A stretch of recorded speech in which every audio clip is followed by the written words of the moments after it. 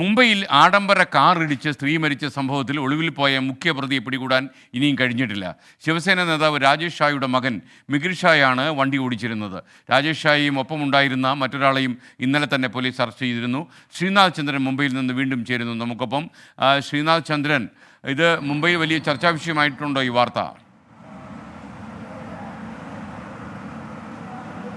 S K N തീർച്ചയായും ആ വാർത്തയിലേക്ക് വരുന്നതിന് മുമ്പ് നേരത്തെ ലൈവിൽ എസ് കെ എൻ ചോദിച്ചതുപോലെ മഴയുടെ ഒരു നേർക്കാഴ്ച കൂടി ഒന്ന് കാണിക്കാം. ഞാനിപ്പോൾ ഉള്ളത് മിലിൻ സബ്വേയിലാണ്. അന്ധേരിക്ക് അടുത്തുള്ള ഈ സബ്വേയിൽ രാവിലെ ആകെ വെള്ളമായിരുന്നു. ഗതാഗതം പൂർണ്ണമായി നിർത്തിയിരിക്കുകയായിരുന്നു.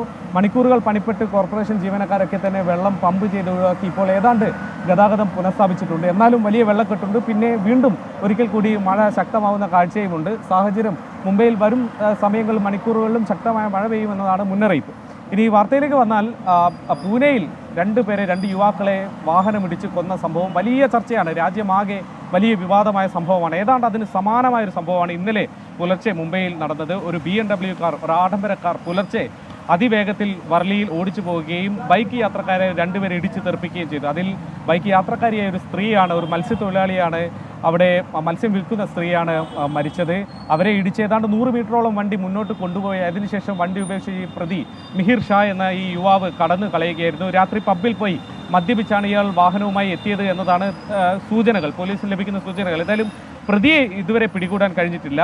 പ്രതി ഈ ഒളിവിൽ പോകുന്നതിന് മുമ്പ് അയാളുടെ കാമുകിയുടെ വീട്ടിലേക്ക് പോയി എന്ന് പോലീസ് പറയുന്നുണ്ട്. അവരെ ചോദ്യം ചെയ്യുന്നു. ഫോൺ സ്വിച്ച് ഓഫ് ആവുന്നതിന് മുമ്പ് അച്ഛനും പ്രദേശത്തെ വലിയ രാഷ്ട്രീയ നേതാവുമായ രാജേഷ് ഷായെ വിളിച്ച് കാര്യങ്ങൾ പറഞ്ഞിട്ടുണ്ട്. അതിനുശേഷമാണ് ഫോൺ സ്വിച്ച് ഓഫ് ആവുന്നത്. രാജേഷ് ഷാ പാൽഘറിലെ ശിവസേന ഷിൻഡെ വിഭാഗത്തിലെ വലിയൊരു നേതാവാണ്. ഏതായാലും രാജേഷ് ഷായെയും രാത്രിയോടെ പോലീസ് അറസ്റ്റ് ചെയ്തിട്ടുണ്ട്. ഈ അപകട സമയത്ത് വാഹനത്തിലുണ്ടായിരുന്ന മറ്റൊരാളെയും കസ്റ്റഡിയിൽ എടുത്തിട്ടുണ്ട്. അന്വേഷണത്തോട് സഹകരിക്കുന്നില്ല എന്നതാണ് ഇവർക്കെതിരെ ഇപ്പോൾ പറയുന്ന കുറ്റം. ഏതായാലും പ്രതിയെ മിഹിർ ഷായെ കണ്ടെത്താനുള്ള തെരച്ചിൽ 6 സംഘങ്ങളെ തിരിഞ്ഞ് പോലീസ് ഇപ്പോൾ നടത്തുന്നുണ്ട്.